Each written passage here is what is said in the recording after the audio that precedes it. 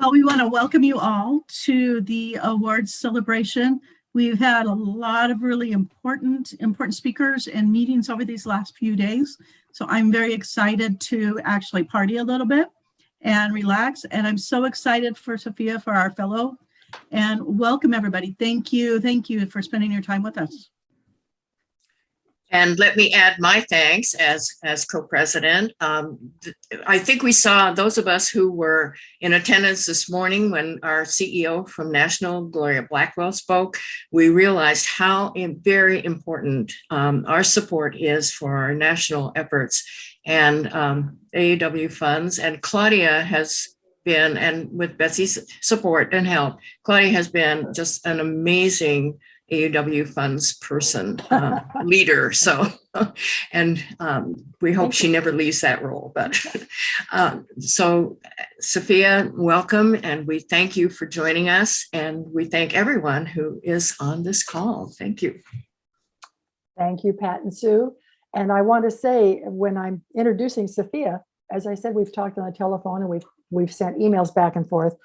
But one of the things I told her was what we were most excited about when we first learned about her was that she is being partially funded in her research by the very first Oregon endowment. It was created in 1963 and it was called the Oregon State Division Endowment. And Marie, when she was taking minutes, said, State Division, and that's what they used to call the states. When I joined 50 years ago, that's what they were called. So when Safia and I talked on the phone, I had her background, which you will see on the second page of your program. But I thought one of the most interesting things she said to me, I asked her where she was born. She said Somalia, and she was raised in Seattle. But she told me she was one of 7 girls. And I said, oh, your poor dad. And she said, yes. But what she is doing is fascinating. And I had a couple of questions that I asked her on our phone call. And then I thought, I'll just wait and let all of you ask, because I'm sure you're going to have the same questions. So Safia, please, you're on. Tell us about you. Thank you so much, Claudia. I really appreciate you inviting me to speak today. Hello, everyone. Thank you all for attending. It's a pleasure to meet you. Hopefully one day in the future, we can meet in person. As Claudia mentioned, my name is Safia Farole. I'm an assistant professor at Portland State University and an AAUW American Fellow this year.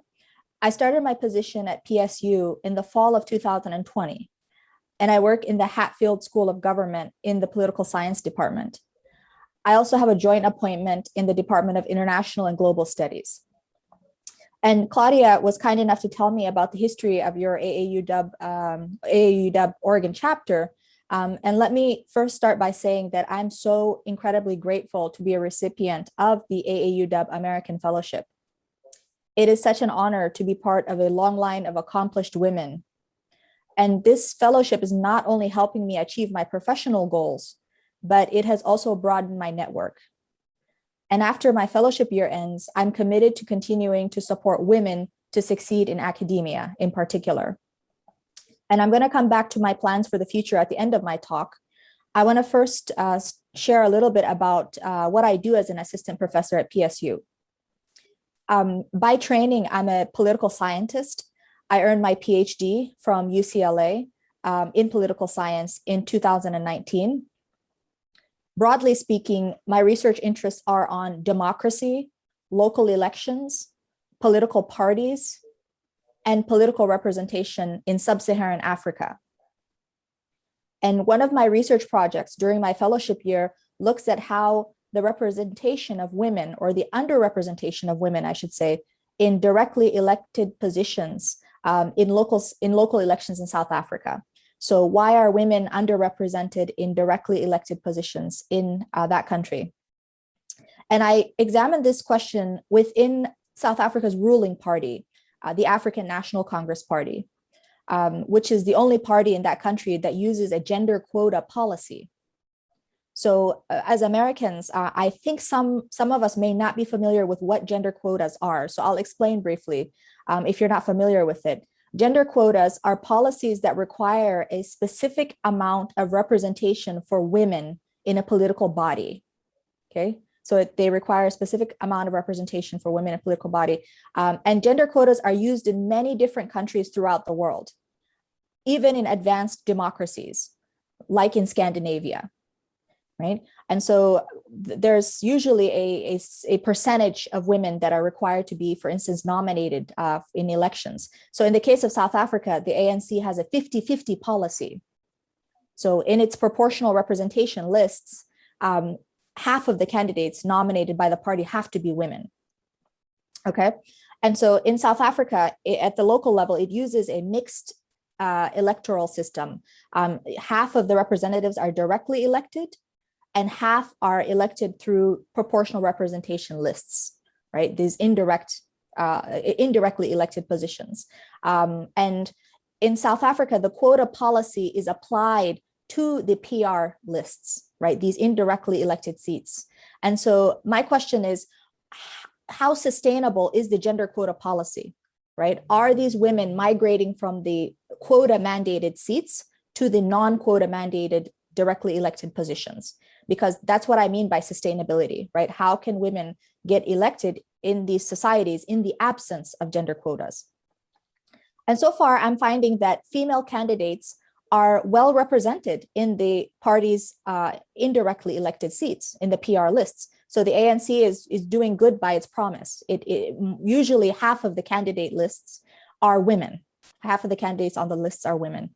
But the data is showing that the women struggle to win in the directly elected positions. And so my research project looks at why we're observing this pattern. And I'm happy to discuss this in more detail later if you all have questions. But broadly speaking, that's a sketch of the project I'm working on this year for my fellowship year. And so now that you know a little bit about what I do professionally, I would next like to talk about how I ended up where I am today.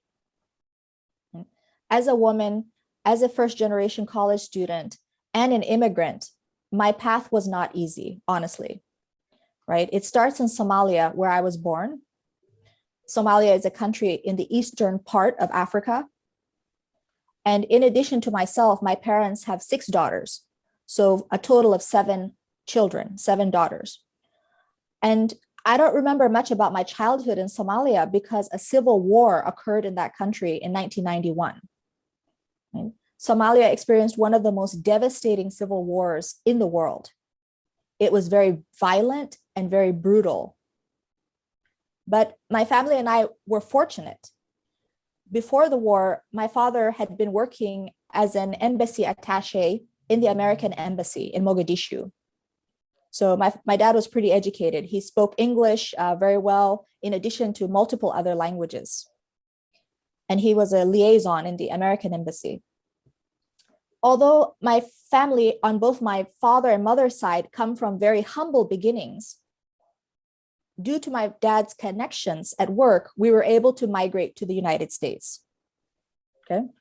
And so the Civil War starts in 1991. We had the opportunity to move to Nairobi, Kenya, because you have to understand everyone was fleeing from the country. We ended up in Nairobi, Kenya through our dad's connections, where we were processing our papers, our immigration papers. And in 1993, we arrived in the United States. And I was just around 5 years old at this time. At first, we settled in Louisville, Kentucky. And although I had a happy childhood, I had a happy childhood overall, despite the normal challenges of being an immigrant family, right?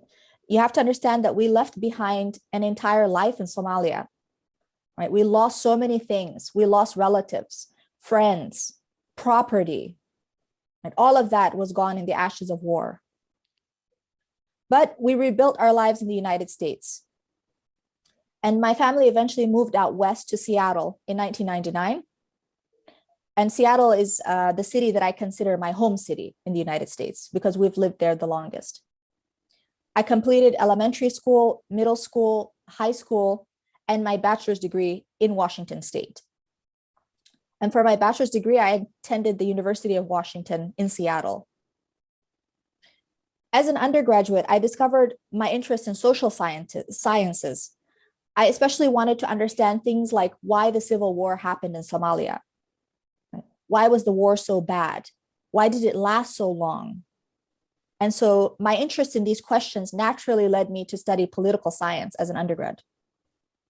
And I continued my interest in this subject, and eventually I gained admissions into UCLA's political science PhD program.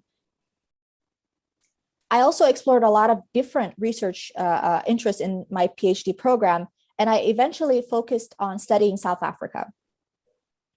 And I want to step back and say that my journey in its entirety would not be possible if it was not for my parents, right? As Somali Americans, we come from a country that honestly did not emphasize women's formal education, okay? And although it pains me to say this, many back home discouraged women's formal education, to be honest with you. And so notice my emphasis on the word formal, because there are women like my mom who never attended any type of formal schooling. However, they are highly skilled, right? And I'll just give you an example. Since arriving in the US, my mom has started 2 thriving businesses herself. She honestly doesn't speak English fluently even. She can cook like a variety of foods that I cannot even imagine. She makes her own bread from scratch, which to me is like really something profound for some reason. And she raised 7 children very well. So a lack of a formal degree does not mean that she's not educated. But suffice it to say, my parents invested a lot of effort in making sure that their daughters got educated. And as a recipient of the AAUW American Fellowship, I want to play my role in making sure that more women succeed in academia in particular. After my fellowship year, I have many things planned for the future. My first plan is to secure tenure at my institution, PSU.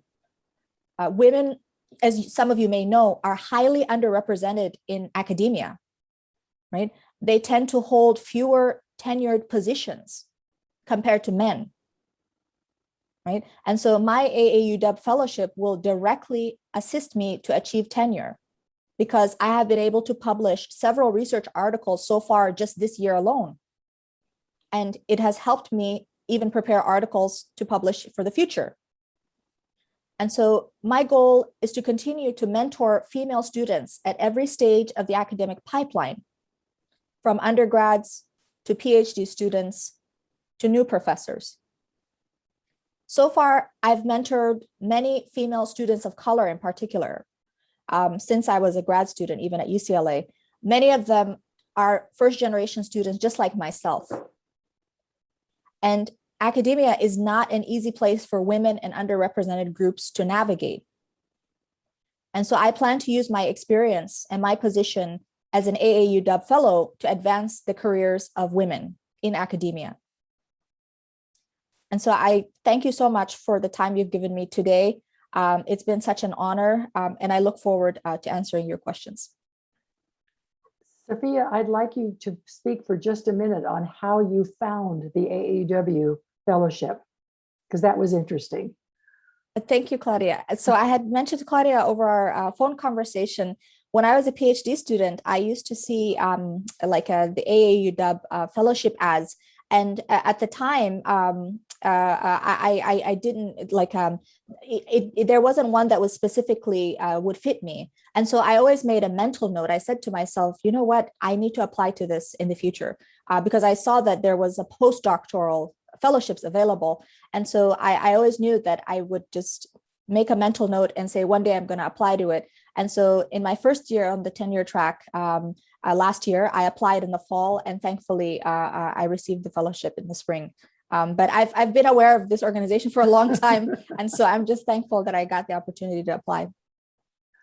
And we're so thankful you're here. I've just enjoyed all of our conversations. And I promise I still do owe you a lunch in the fall when we can finally get together in person. Absolutely. Look forward to it. Does anyone want to ask questions of Safia? Nancy, will you see hands if they go up? I will. Pat Squire has a hand. Oh, I'm so happy to see you here. As a graduate of the Hatfield School of Public Administration with a master's degree at Portland State, I'd like to know how you're finding your relationships there. Thank you so much, Pat. So far, I mean, my colleagues have been very wonderful and supportive. And as I had mentioned at the beginning, I'm actually in 2 departments. And so I get sort of double the love, I guess.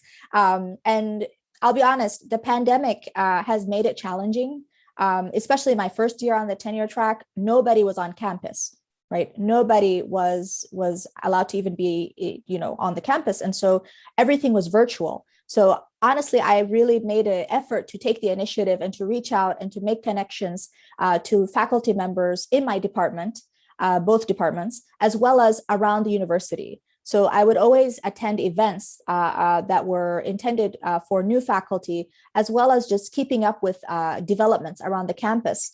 And so I so far have really met a lot of supportive colleagues, both within my department and across the university. And I look forward to continuing to have these interactions with them, especially once I get back to campus and have these face-to-face meetings.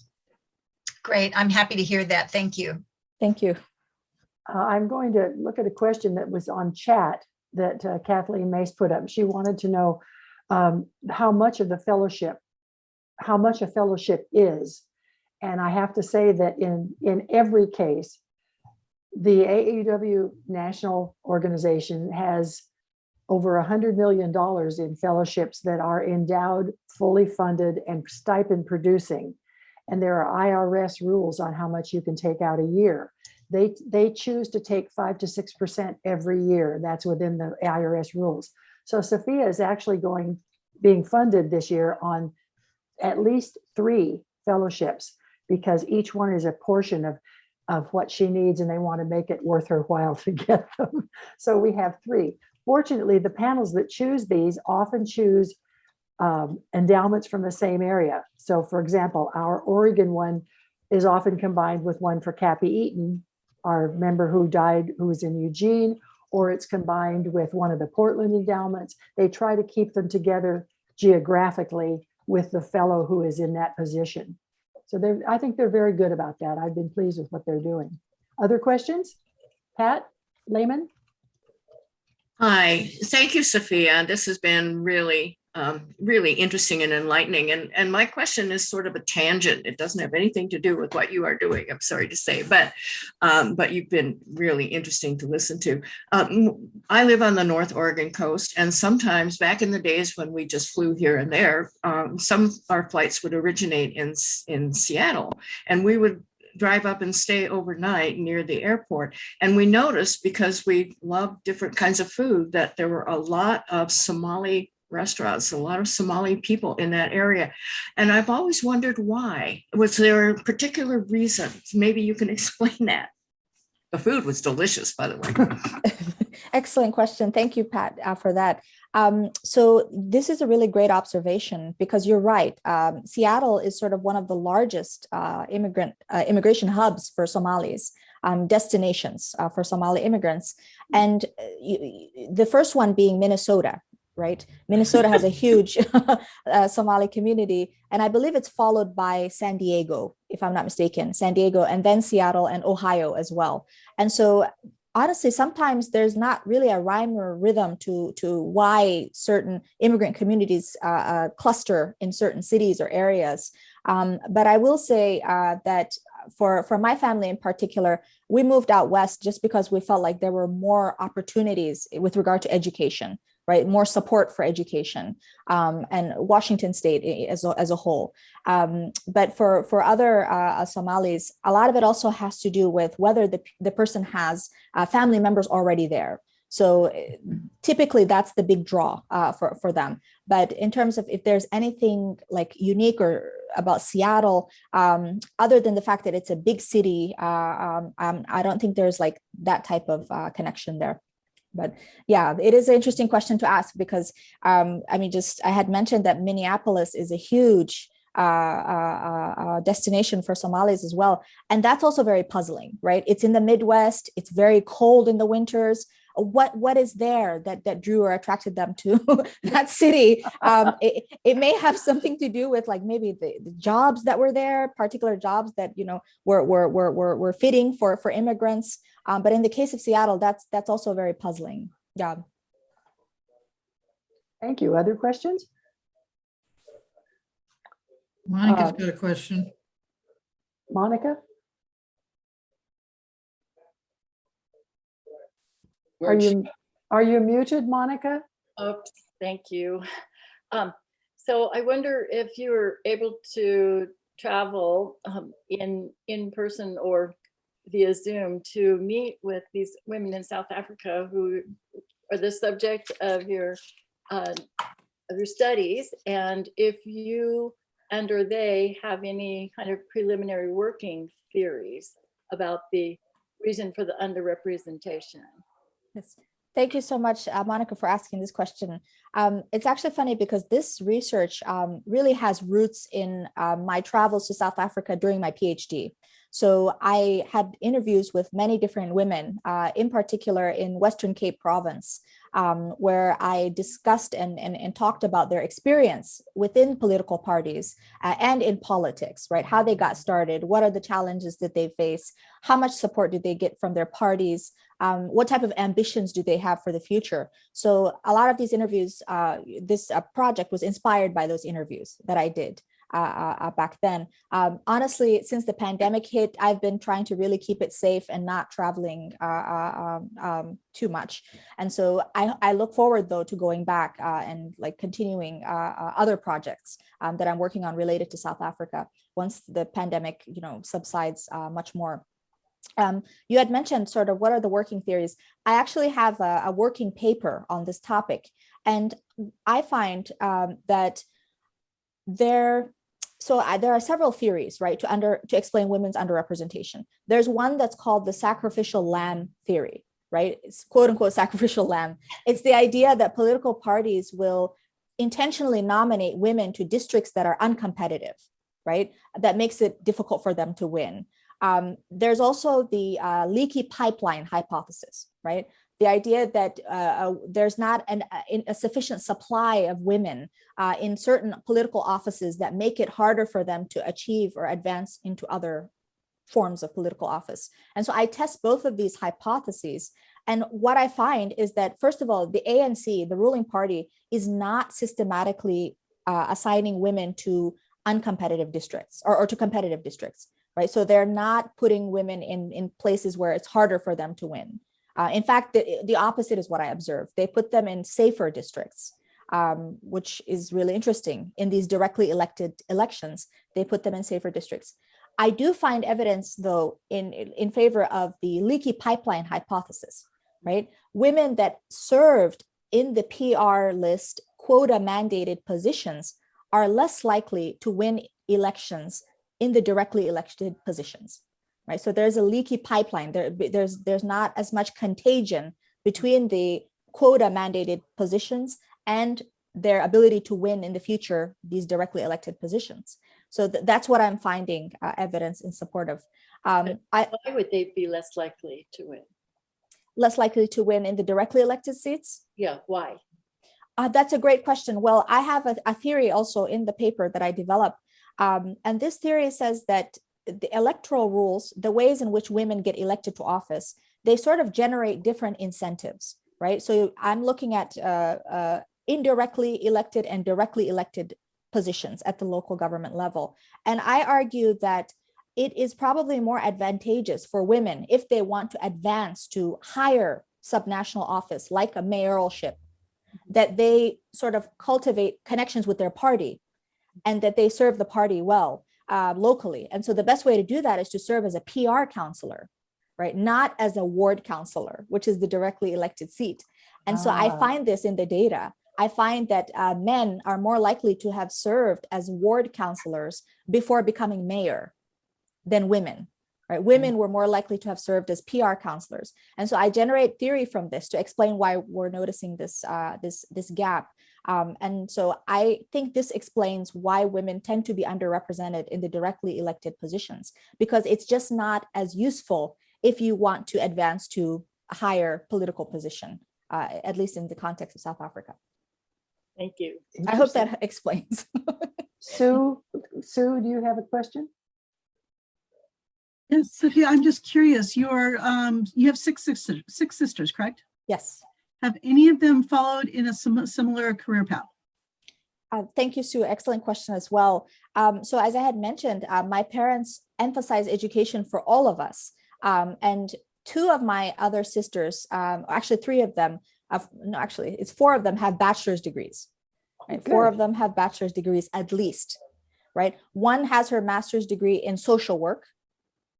And today she's a social worker. She's working in Seattle. Another is a licensed midwife. So she has a bachelor's degree in midwifery. And she has her own nonprofit today. It's called Global Prenatal Services. And it's based in Seattle as well. And so she was interested in the healthcare profession. And so that's what she decided to do. My other sisters, the older ones, the older two, they do not have their bachelor's degree. To be honest with you, when we first migrated to the US, I feel like a lot of burden was placed on the older siblings, right? To help out at home and to also get a job, right? And to sort of, maybe they didn't have the mental bandwidth to get higher education. So they are moms, they have children, but they don't really have, bachelor's degrees yet. Maybe they intend to in the future. So just myself and my other sister have graduate degrees in the family overall. Thank you. Mary Pat, did you have a question? Yes, thank you very much. I have a comment and then a question. The comment is, I am fortunate enough that I spent some time in Mogadishu before the war ever began, and have, a long time ago, and have many good memories of Mogadishu and the environment. And I hope the day comes that you'll be able to make have those experiences and make those memories too. I also, and this is more to the point of your study, I lived some years in Maputo, and that was still during the struggle when the ANC, of course, was fighting for democracy in South Africa. And the comment, and so there were many many ANC refugees in Maputo. And I came to know many of them through my work and because we were English speaking. And in my experience then, a lot of the very active ANC members were women. And I just wonder to what extent that influences or has influenced their ability to rise through politics in South Africa today. Thank you. Excellent comments and question, Mary. I'm really amazed and happy to have that connection with you. I hope one day we can even meet, and I would love to hear more about your time in Somalia. For your second question, this is a really great observation because the women's movement in South Africa is credited for achieving these victories for women in formal politics, right? The women's movement within the ANC in particular pushed for a gender quota policy, which the ruling party adopted in 2006. And so absolutely, you have a long tradition of women within the party that have been part of the liberation struggle. And even after the transition to democracy, women remain at the forefront, right, of trying to advance their cause within the party. We even have something that's called the ANC Women's League, right? So this is a very significant component of parliament. And until this day, it exists within South Africa's parliament. And so I absolutely feel that without the push of the women's movement in South Africa, we may not have even gotten a gender quota policy, right? I feel they were very crucial to that. And the party itself realizes, right, and is indebted to the sacrifices of women. And so I just feel like it also came about naturally, given their presence within the institution since the beginning. Thank you, Sophia. I'm going to ask if we can hold questions I promise you, if you will send me your questions, I'll send them to Safia, and we're going to keep in contact. I kid with our fellows that we're kind of like your aunties now. Yes. You're one of ours, and we will stay in contact. I see an interesting comment in chat, which I will also forward to you. You have my phone number. Please feel free to call me, and I will be in contact. Thank you so much for joining us today. It's been such fun to see you, actually. Thank you so much, Claudia, and thank you to everyone. It was a pleasure hearing your questions, and I really am open to answering others if you have them. I will send them to you. We'll keep in touch. Thank you so much. Thanks a lot. Bye-bye. We're going to go through the AAUW program. I trust that you all have it in your hot little fists. Not real hand.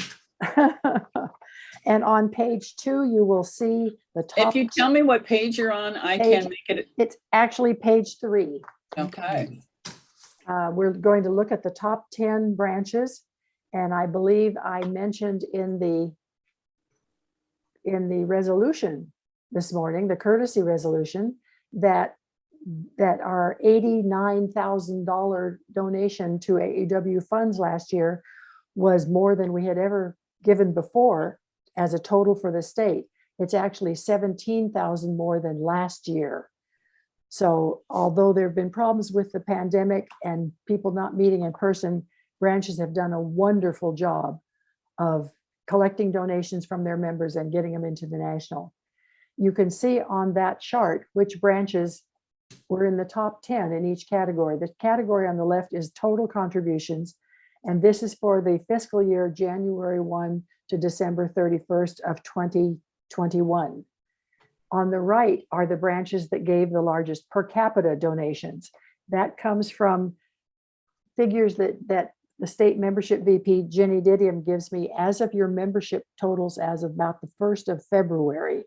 So that's what I used as my guide for deciding what the per cap was.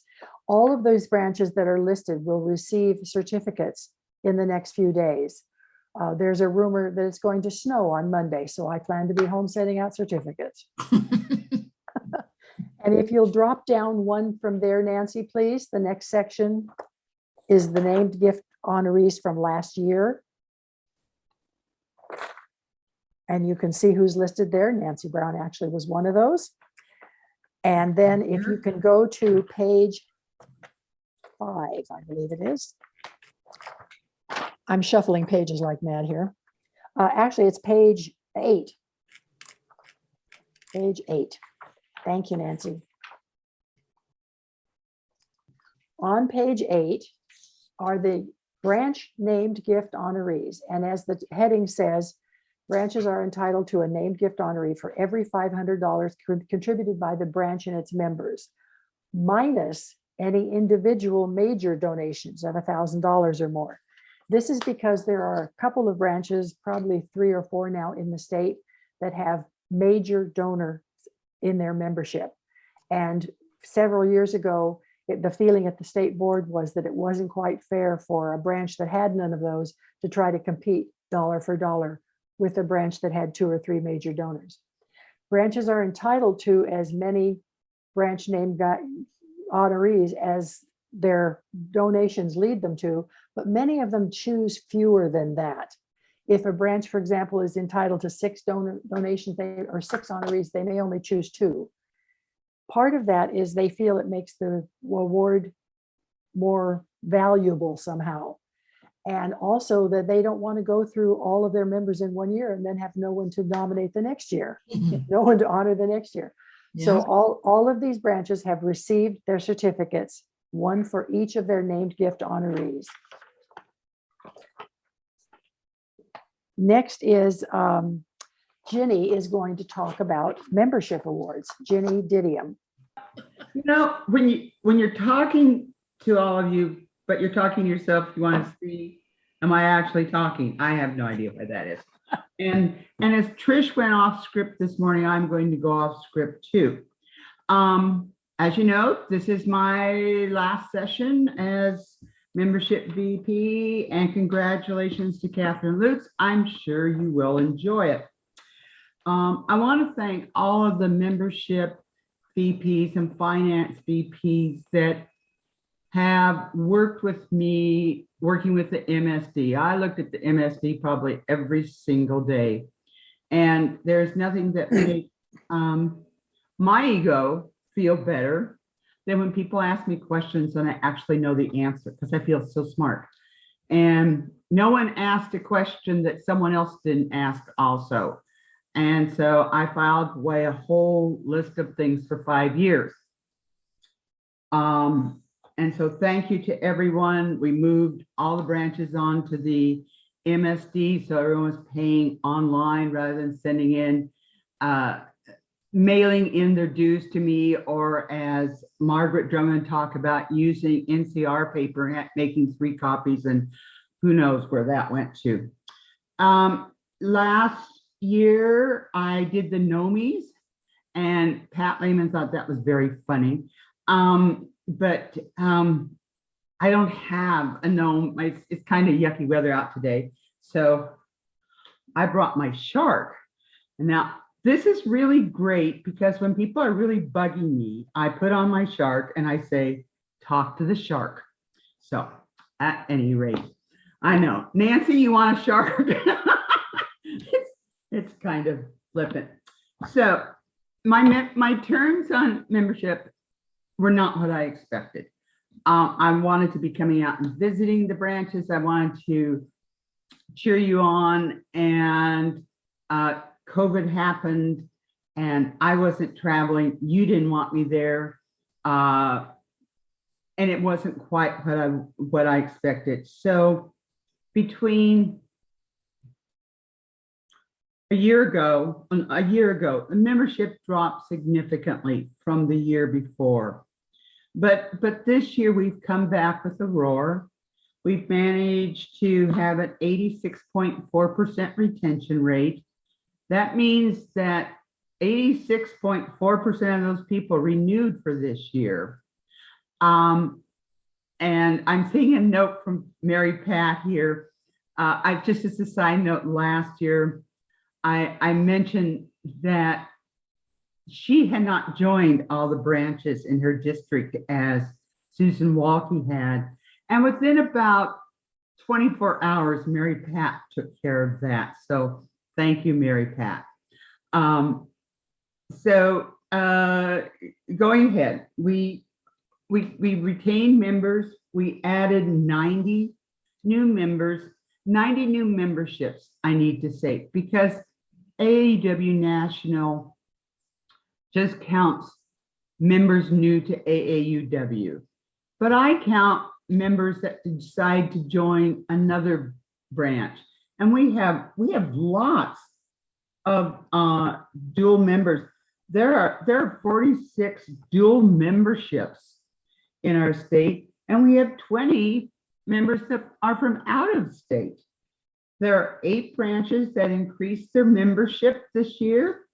Albany, have to read my list here, Bend, Hillsborough, Forest Grove, Lincoln City, Online, Pendleton, Roseburg.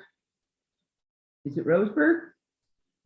No, it's Salem, excuse me, and Tillamook. And the branch, Ashland, added the most new members. They added 12 new members. And they were followed by the online branch, Pendleton, Portland, and Tillamook, each adding 8 new members. For increase in membership, online led the charge because they had an increase of 29% membership increase, followed by Lincoln City with 23% increase, Pendleton with 13%, and Hillsborough with 11%. Now, the funny thing is that I know George is probably sitting there going, she can make statistics say anything she wants to say. And the thing is that when you're a small branch, even by adding 2-3 members, it's significant. It's really significant to that branch. Increases their people that can work on projects, their opportunities for leadership. A couple other things I wanted to say.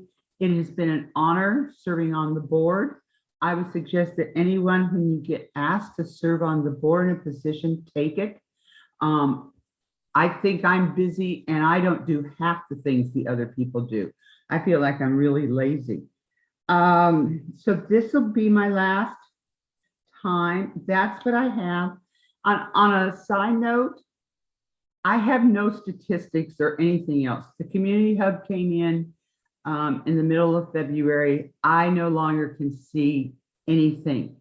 I can only see the branches that I serve as an officer on the board, and I can see the state of Oregon.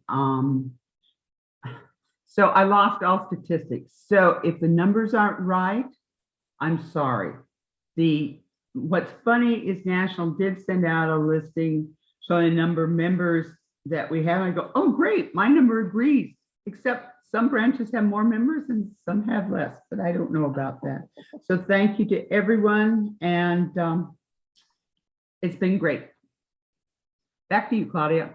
Thank you, Jenny. Thank you. I'm sorry I missed your gnomes this year. Sure. And I will say, having retired from some offices in the past, just because you are retiring from that position doesn't mean you won't get a lot of calls still. You're still a resource and there will still be people calling you. I have to apologize to my co-chair, Betsy, because I skipped her and did the top 10 branches myself. Betsy, I'm sorry about that. I think I was excited listening to Safia. I'm going to ask you all please to look to the last page in your program, page 9. That is a list of the Legacy Circle members who live in Oregon. And someone asked me, why is the column on right Oregon Circle, Oregon members? What's the column on left? That's me trying to line things up, and it didn't quite work this year. All of those people are Oregon members. And you'll notice at the bottom, we have 6 members who live out of state. We have 3 who are anonymous, and we have 8 who are non-members. They do not belong to AAUW. And yet they have told us that AAUW is listed in their will. The next section that we have is called the Breaking Barriers Award. And I understand Jill Hefner is going to do this. Jill? Okay, hi. Thank you, Claudia. And you all hear me? Okay. Well, thank you again, Claudia, and hello, everyone. I'm Jill Hefner, and I have a story for you. So visualize this.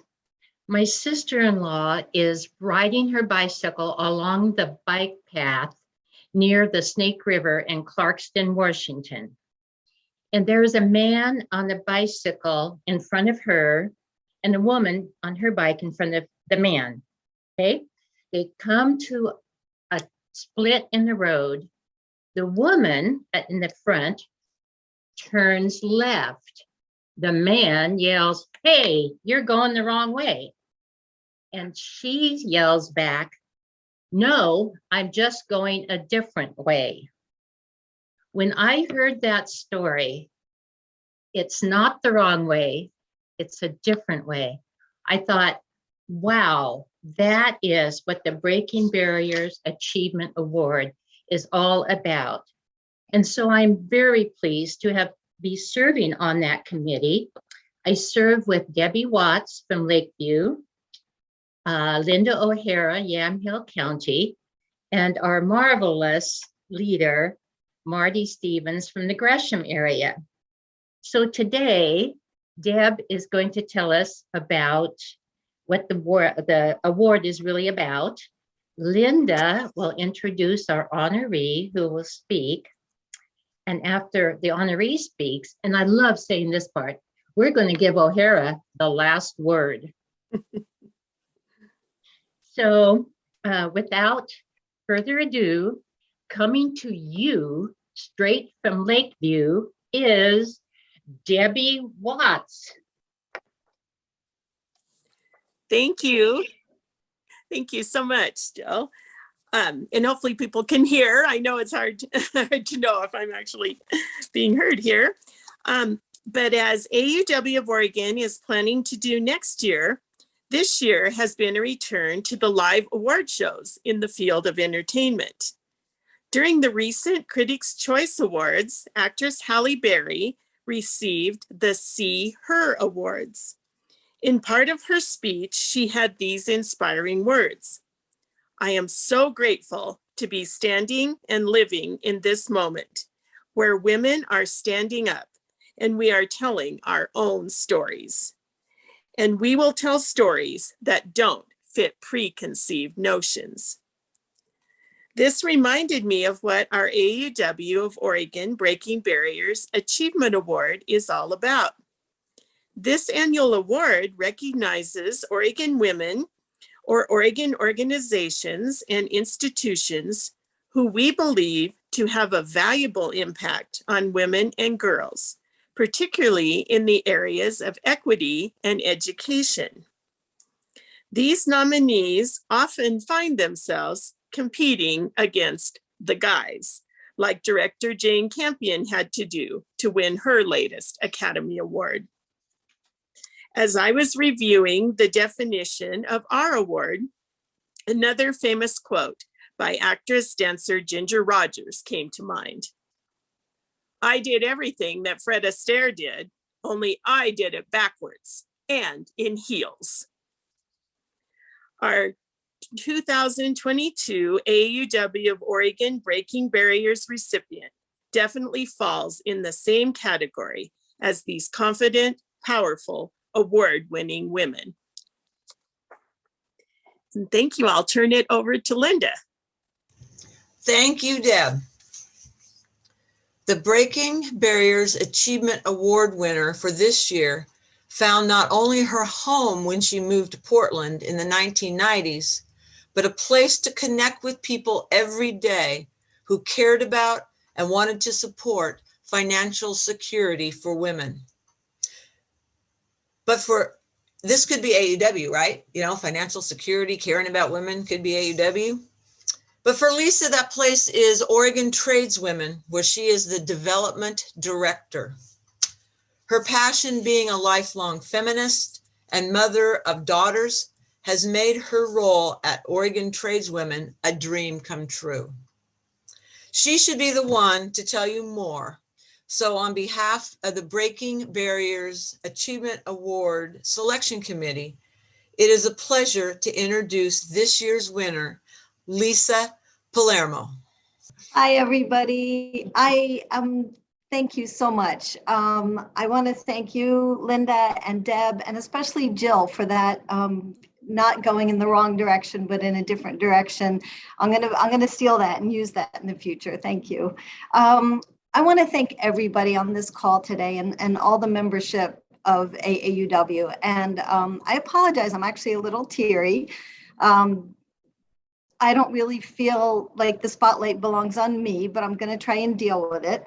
I really am honored by this award and by the relationship that's been developed over the last year between myself and all the branches of AAUW that I've had the privilege to get to know. I also want to thank one in particular member, Sharon Noon, because at Oregon Tradeswomen the last few years, things have been pretty tough with the pandemic, and myself and the other leadership team have worn multiple hats, which means we're not always as responsive as we'd like to be. And if it weren't for Sharon's gentle prodding, kindness, little reminders, and her patience, I don't think this relationship would have gone as far as it has. So thank you, Sharon, for always giving me grace. The mission of AAUW struck a chord with me the first time I found out about it. The idea that you focus to advance equity for girls and women through research, education, and advocacy.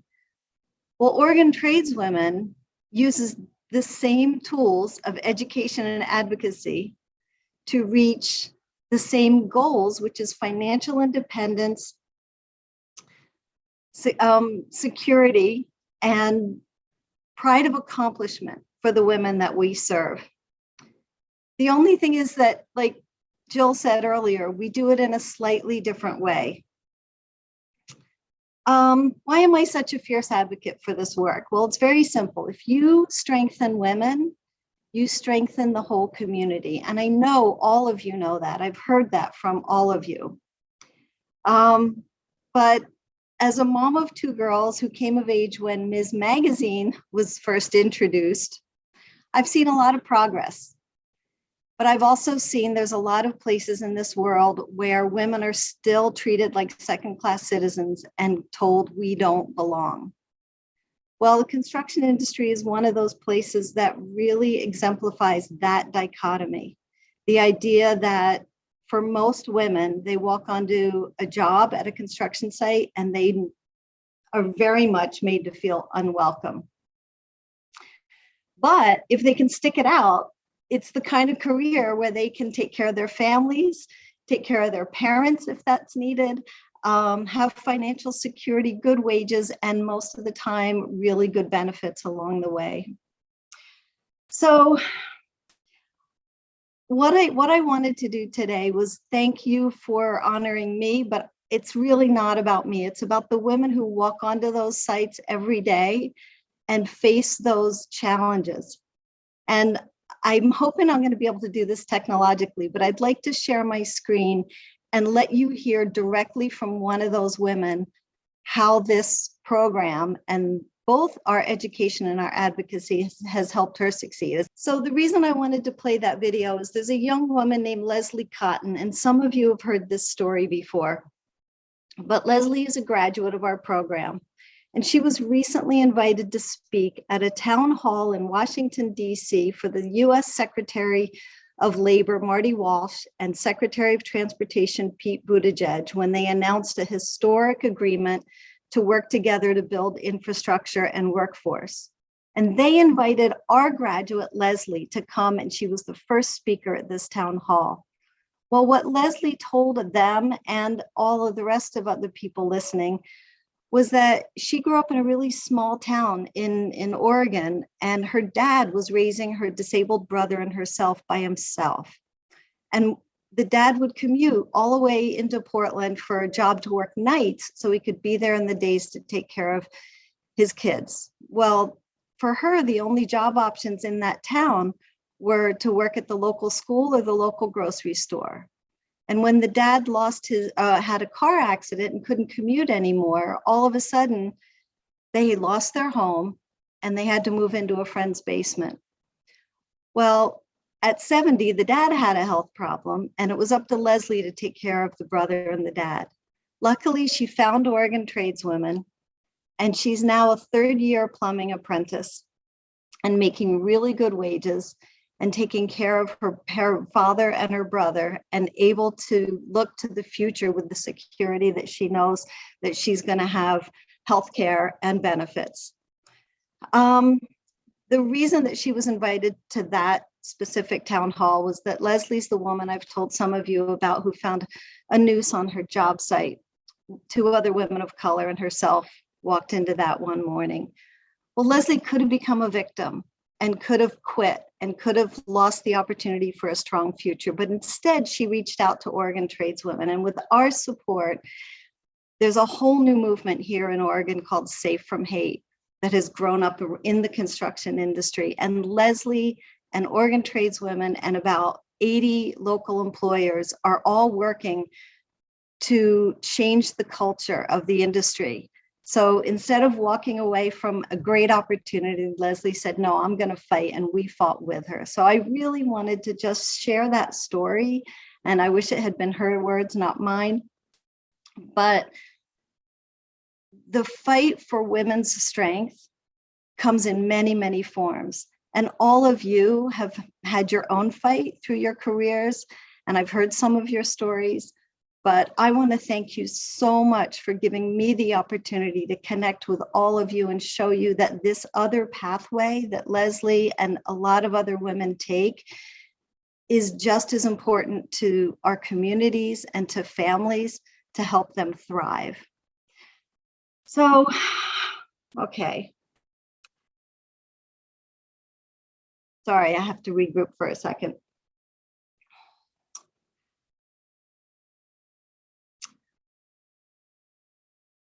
I just want to thank all of you because this award has connected me to a group of women that I hadn't met before, and all of you have brought a gift to me and to Oregon Tradeswomen as well. So I just want to thank you from the bottom of my heart, and I look forward to working with all of you in the coming months to give more opportunities to women in every aspect of our two worlds. Thank you. You rock, Lisa. Ah, that was hard, you guys. I'm not used to talking about myself. The story about Lisa, if there is a person on this call that wasn't touched by that, we need to talk to them. Yes. Thank you, Dolores. Thanks, everybody. Lisa, thank you so much for sharing with us today. And congratulations. And I'm sorry we're not in Ashland. I was looking forward to that. Next year. Bye, everybody. Thank you. Betsy is up next. My co-chair that I could not have done this without. But when Betsy and I were asked to do governance and funds, we met on my patio and had a talk about it and decided she would take the lead on governance and I would take the lead on funds. And it has just been a delight working with her, but I don't see her here. So Nancy, I'm assuming. I'm here. Okay, there you are. Thank you. I'm here. You look Thanks, so pretty Claudia. today. It has been a wonderful 2 years working together, and I think we complement each other so well because this workbook is an example of what you can do that I would probably have run screaming into the night trying to assemble all those numbers and names and dates and not my deal. So thank you. I have been enlisted to describe the 5 named gift honorees for the state. AAUW of Oregon state named gift honorees are nominated by the board of directors and branch leaders. They are asked to select people who have elevated AAUW state activities in a special project or on an ongoing basis. This year, there are 5 state named gift honorees, and I want to share with you what was provided by the people who nominated them. And as you have maybe observed or not, all year long we have our co-presidents. It's always Sue first and Pat second. So I put Pat first. Pat Lehman. We are fortunate to have Pat Lehman living in Oregon. In the 1990s, she and her husband Ken were living in Madison, Wisconsin, when Ken took a class called Oregon School Law. As school administrators, they were impressed that both the governor and superintendent of schools were women in Oregon. Ken was selected to help at a tribal school, then asked to move to Jewel, Oregon, to help that school district. And although it was February, Pat and Ken loved the weather and the scenery. Next, their careers took them to Joseph, Oregon. And when it was finally time for Ken to retire, he asked Pat where she wanted to live, and she said the ocean. So they moved to a hilltop home in Seaside. Pat has held several branch and state positions, including state membership vice president. She was on the National Membership Committee and a founder and sustainer of the Wings Conference at Clatsop Community College.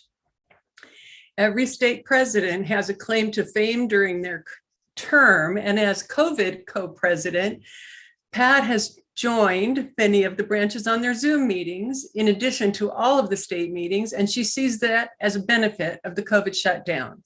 She was able to visit around the state without leaving her home in Seaside. She's known to be a great collaborator, ideas person, and source of encouragement and positivity. And it has been said she's often the smartest person in the room. No offense to you other brilliant people. Next is Sue Klumpf. Sue is an insurance account manager in Grants Pass and has served in the branch and state since 1998, really shining as the offices of president and membership vice president. She may be proudest of being a mom and youthful grandmother. She's a huge advocate for kids and serving on the board of Grants Pass Women's Shelter. We received photo evidence that I wish I could share. A Star Trek fan posing at a state function in Next Generation uniforms, another was wearing a blue branch blouse for a group photo with Senator Jeff Merkley, and she was captured under Ponderosa Pines of Bend when she, Georgia Applegate, and Nancy Lester took Sue's laptop to Sarah Elmer for her to use as finance VP. We've been so fortunate to have Sue in place as co-president during these stressful COVID times, as there is no one better at encouraging individuals while sharing her genuine love of AAUW and her appreciation of everyone's efforts, large and small. Her business skills have saved our state from some potential pitfalls, and she brings her positive energy to every encounter, even when she's already put in a full day at the office. Sue, your grants pass buddies supplied quite a treasure trove of stories. And I will end with a classic from your pal in Yamhill County who said, "Need Sue to help on a project or event? Make sure a glass of wine is involved." Next is Marie Mueller. Marie joined the Grants Pass branch in 2005, where she served as branch secretary and newsletter editor. Next, she moved to Salem to be near her daughter, and she continued to produce the Grants Pass newsletter from there. She's now a dual member of those branches. When in 2019, our AAUW of Oregon secretary resigned, Marie was asked to complete the unexpired term, which she did. And in 2021, she was elected to her current term as state secretary. We are beneficiaries of her journalism and technical writing skills. The minutes are incredibly precise and efficiently composed. She proficiently uses Google Drive and has done a wonderful job of keeping us up to date in our many meetings. On the branch and state level, she keeps good records, is an excellent editor, and she's enhanced every task she tackles. Next is Ginny Didium. Ginny is a quantitative and qualitative wonder. She started as dues treasurer in 2017, doing an outstanding job of maintaining and updating our state database of members, and she is the most knowledgeable person about all things having to do with dues, membership categories, and database procedures. In 2019, Ginny was elected to the state, maybe that was 2020, state membership vice president, and she continues to give stellar service in that office, as well as continuing as dues treasurer. She is our best branch resource and patiently goes above and beyond in her quest to make sure branches are in good standing. She puts in countless hours trying to get the national records to accurately coordinate with ours, which we know is more than challenging in these times. And our fifth nominee or named gift honoree is Mary Pat Silviera. Mary Pat has led a fascinating international life, and we're so lucky she decided to call Lake Oswego, Oregon home and share her many talents. She's an exemplary district director, meeting regularly with branch presidents on Zoom. She hosted them in person last summer at her favorite winery. She's a member of all of her branches and in her district, and she goes to many of their meetings. Her organizational and analytical skills have been invaluable as she is now serving her second year as AAUW of Oregon Credentials Chair. Thank you, all of you, for your service to AAUW of Oregon. Thank you, Betsy. And I think we congratulate all five of those wonderful officers. Yeah. And I have to say, this has really been fun because we ask anyone who wants to nominate someone and then keep track of it. And then the winners from last year choose the winners for this year. Betsy and I don't do that, which is lovely because those of you who've been there know how important it's been to you. And we hope that the new honorees understand how much you mean to all of us. And Betsy and I have been particularly aware of the fact that, as we said with Pat and Sue, you didn't get to have the fun of the office. So I feel like we owe you. Maybe next year we're going to have a party. Janice Larson in the Gresham branch, who was a past state president, said the best club in the state is past state presidents. Well, we will be celebrating our co-presidents at our upcoming board summer summit. So good. We will be celebrating, yes. Good. And Claudia, are you bringing Claudia, just got to know, are you bringing the wine? I don't drink wine. I know, but Sue gets to bring some. Didn't Nisha tell us we should not be drinking wine? Well, but I do have other things I can bring, like Kahlua or Bailey's. Or rum. We'll work on it. Beaverton Branch used to be known for our chocolate parties at state conventions. Maybe that's what I'll do. I'll resurrect our chocolate parties. Betsy, do you have anything you would like to say before we close? I would just encourage any and all to join in with the funds committee or the governance committee. We do have a good time, and it's been a very educational biennium, to say the least. Thanks, Claudia. Thank you. I will make one announcement since we have a little bit of time. We had 83 members who responded to my challenge in November and December of donating $140 to the AAUW funds to celebrate the 140th anniversary of AAUW. Because of the vendor problems with the AAUW funds, I had hesitated to issue another challenge. But as of yesterday, I received a note from Tremaine Parquet, who's in charge of that, saying that they were able to load the checks into the new system. So you all should be getting announcements very quickly. And because of that, I decided not to hold back, and I'm going to issue a challenge for the months of May and June. Title IX turns 50 years old on June 23rd. I'm issuing a challenge to all of our members to donate $50 in May or June to celebrate the 50th anniversary of Title IX. The people who answered the challenge for the 140th anniversary are all listed in your awards program.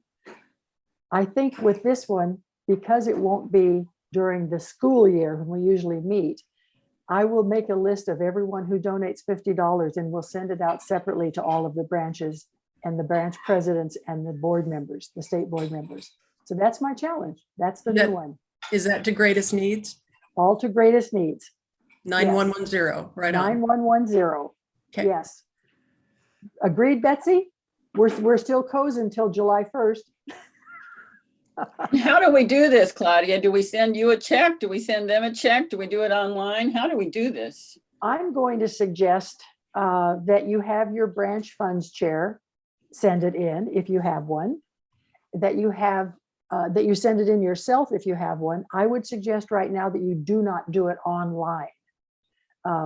They're just having some real problems getting that hub to coordinate all the information. They put like 3 or 4 different groups onto that thing without clearing them up first. So they're having problems with the hub. Either send the check directly in yourself or send it through your branch. If you want to, you can send it through me, but whichever you want to do. But that's my challenge. Any last minute things you want to say, Betsy or Nancy? Pat Squire has her hand up. Okay. I don't think we can close this meeting without saying a big thank you to Trish Garner. The state board heard the news last week that Trish was going to be retiring from her 8 years as our public policy chair. For those of you that are not on her public policy committee, or those of you who aren't maybe that interested in public policy, you have no idea of the amount of hours and time and energy that Trish spent in Salem on our behalf. It's just incredible. She could have been paid as a full-time lobbyist. That's how much work she did. So we're going to miss you, Trish, and we thank you for those 8 years and for your guidance in the public policy process. I hope the Public Policy Committee will continue. I plan to join it, and we'll have to figure out at our summit how we're going to move forward. We know you're going to stay involved, but I agree with you that it's time to, 8 years is a long time. So thank you, Trish. And I hope you'd like to just say a word or two, if you're still here. Thank you so much for recognizing my work. It's really been a pleasure. It's given me great meaning. It's always nice to, have someone thank you. I'm delighted to hear that you're going to be joining the committee, and obviously anyone else who's interested in public policy, interested in our community, interested in our state, interested in each other. We may have to kind of think outside the box a bit. It may not look, like having a state public policy chair doing all this. It may mean a committee. It may mean more than one. It may mean choosing an issue. But I think one of the interesting challenges that I hope you'll be willing to engage in is thinking outside that box and coming together and doing what we do the best, collaborate and moving forward. But Pat, thank you so much. Appreciate it. Anything else for the good of the order this afternoon? If not, thank you all for coming. It's been a delight. I can hardly wait till we can do it in person. Thank you so much. Bye-bye.